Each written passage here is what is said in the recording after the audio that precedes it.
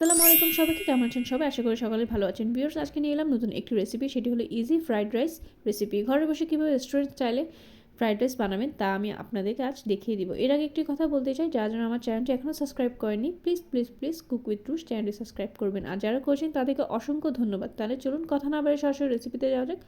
প্রথমে আমি চুলায় একটি প্যান বসিয়ে দিলাম। এরপর আমি এখন 1 টেবিল চামচ পরিমাণ তেল দিয়ে দিলাম।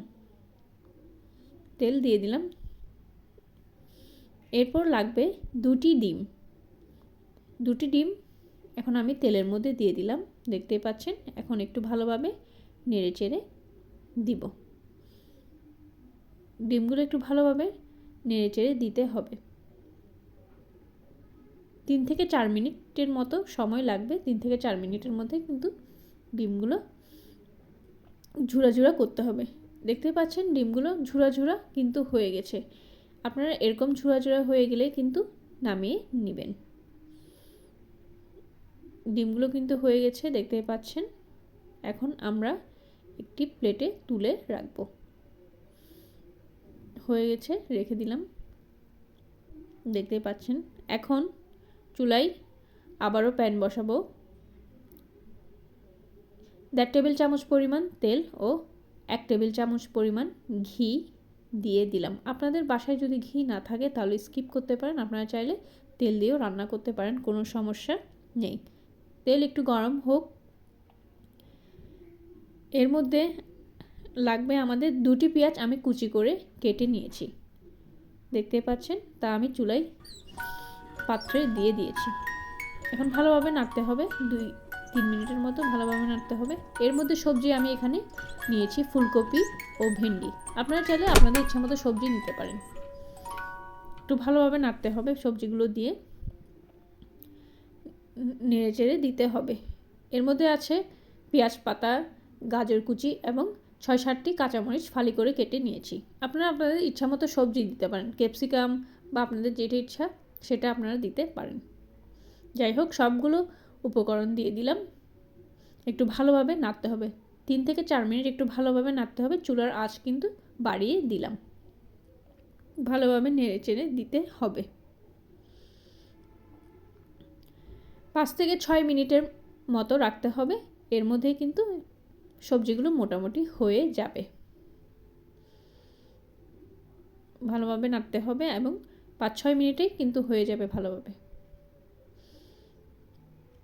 5-6 মিনিট হয়ে গেল। এর মধ্যে আমি এখানে চিনি গুঁড়ার চাউল নিয়েছি, তা আমি আগে থেকেই গরম পানিতে সিদ্ধ করে নিয়েছি। আপনারাও আগে থেকে চালগুলো গরম পানিতে ভালোভাবে সিদ্ধ করে নেবেন। যাই হোক, চালগুলো দিয়ে দিলাম, দেখতে পাচ্ছেন। এখন সবজির সাথে একটু ভালোভাবে মিশাতে হবে। যেগুলো সবজি দিয়েছি সেগুলোর সাথে ভালোভাবে মিশাতে হবে। এর মধ্যে আমি ঝুরা করে রাখা ডিম দিয়ে দিলাম, দেখতে পাচ্ছেন। একটু ভাতের সাথে ভালোভাবে মিক্স করে দিতে হবে। এর মধ্যে আমি এখানে দিয়ে দিচ্ছি 1 চা চামচ পরিমাণ লবণ, তারপর 1 টেবিল চামচ পরিমাণ সয়া সস এবং 1 টেবিল চামচ পরিমাণ টমেটো সস দিয়ে দিলাম। আপনারা যদি টমেটো সস দিতে না চান কোনো সমস্যা নেই, আপনাদের ইচ্ছা মতো দিতে পারেন। সবগুলো উপকরণ দিয়ে এখন আমি ভালোভাবে নেড়েচেড়ে দিব। ভালোভাবে মিশিয়ে নিতে হবে সবগুলো উপকরণ। ভালোভাবে মিশিয়ে নিব এবং চুলার মধ্যে আমি এগুলো 10 থেকে 12 মিনিটের মধ্যে রেখে দিব। চুলার আঁচ এখন একটু হালকা মিডিয়াম করে দিব এবং 10 থেকে 12 মিনিট বসিয়ে রাখবো। এর মধ্যে কিন্তু হয়ে যাবে। এখানে আমি আরও 1 চা চামচ পরিমাণ লবণ দিয়েছি। আপনারা লবণের পরিমাণটি প্রথমে একটু কম করে দিবেন, খেয়ে দেখে। এরপর যদি কম লাগে তখন আপনারা আরেকটু দিতে পারেন। যাই হোক,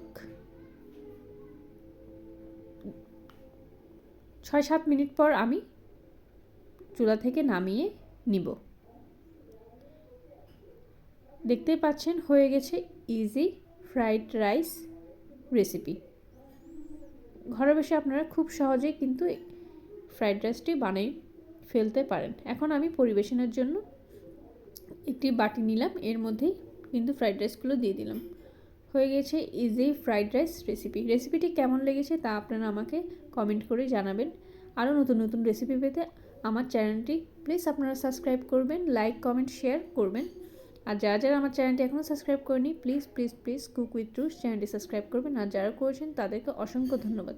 এর মধ্যে আমি কিছু গাজর ও পেঁয়াজ পাতা দিয়ে হালকা পরিবেশন করেছি।